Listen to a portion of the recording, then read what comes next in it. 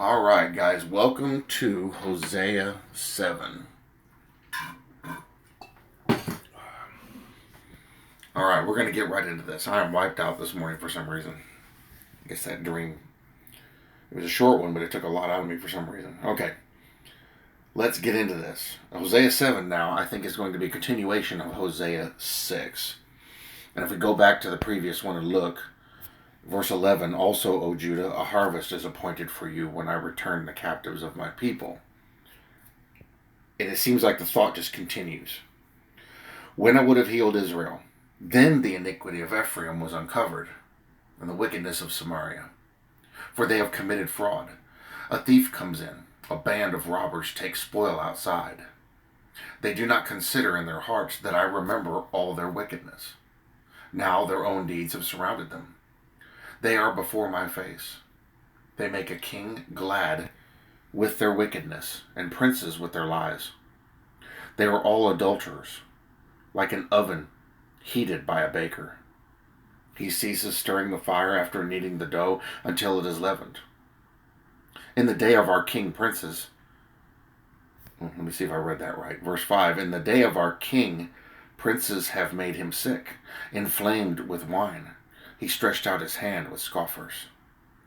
They prepare their heart like an oven, while they lie in wait. Their baker sleeps all night. In the morning it burns like a flaming fire. They are all hot like an oven, and have devoured their judges. All their kings have fallen. None among them calls upon me. So pretty clear he's talking about what's going on here. They're not doing what they should have done. They're not looking to their God. They're relying on the people, and they're relying on things that can't help them. And so everything is falling apart. Great example for us today. Like what we talked about this morning. How fear should not be an issue with us. We've got to push it away. We've got to fight against it and look to our God. Well, see, Israel wasn't looking to their God either. That's why they lived in fear so long. Ephraim has mixed himself among the peoples. Ephraim is a cake unturned. You know how you turn a cake in an oven so it cooks evenly?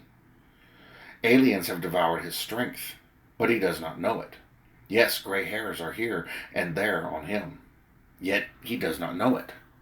And the pride of Israel testifies to his face, but they do not return to the Lord their God, nor seek him for all this. And right there, the commentary says, futile reliance on the nations.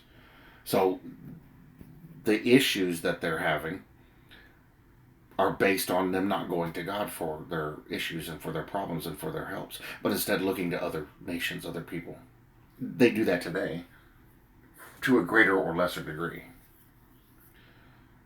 So this is a problem. And like we talked about this morning, it's the same thing. We always look to other sources for our help when we should be looking to our God for our help.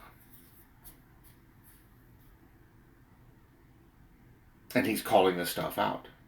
See, even though he's talking to and about Israel here, it's something that we can derive something from. It's a message across time to us. Verse 11, Ephraim also is like a silly dove, without sense. They call to Egypt, they go to Assyria. Wherever they go, I will spread my net on them. I will bring them down like birds of the air. I will chastise them according to what their congregation has heard.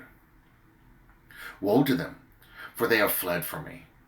Destruction to them, because they have transgressed against me. Though I redeemed them, yet they have spoken lies against me. They did not cry out to me with their heart when they wailed upon their beds. They assembled together for grain and new wine. They rebel against me. Though I disciplined and strengthened their arms, yet they devise evil against me. They return, but not to the Most High. They are like a treacherous bow. Their princes shall fall by the sword for the cursings of their tongue. This shall be their derision in the land of Egypt. So you can see, instead of relying on God for what they needed, they relied on themselves. They relied on other people, other nations. The same thing happens to us. Again, like we talked about this morning, there's a clear connection here. When you're walking in fear, you're not relying on God. You're not looking to him or trusting in him.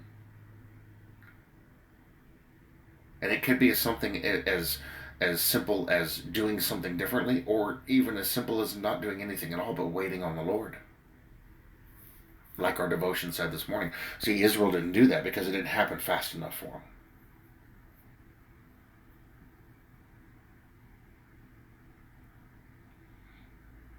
We can take a great deal of understanding from this.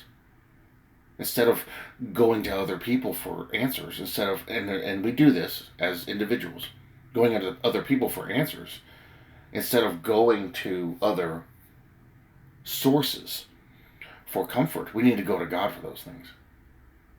Turn to Him and look to Him. Rely on Him. Because He will. It may not be the way we want it, and it may not be in the time frame that we want it, but it'll be the way we need it, and it'll be in a perfect time.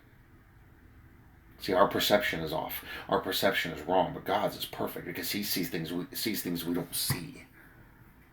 And so, all the more we need to look to Him, rely on Him, trust Him, and not turn away, because then we get into sin against Him. Terrible state to be in. This is the case with Israel. This is what they're doing. And it doesn't make God happy. And so, because they have spent millennia doing this, the Lord is going to deal with it. There's a time coming when He is going to deal with it. Now, this was Hosea 7, and there's not a lot to cover here, but it's pretty simple to see what's happening. Hosea 8, I believe, is going to be, again, a continuation. The apostasy of Israel. Very strong stuff here. And again, we need to make sure we keep the point in mind. He's giving us hints as to what they're going to do in the end times. We can see the events unfolding. We can see the hints at another entity. And I'm not doing this on purpose. It's just heading that way. That the mystery Babylon is unbelieving Israel, the ones who are going to align themselves with Satan.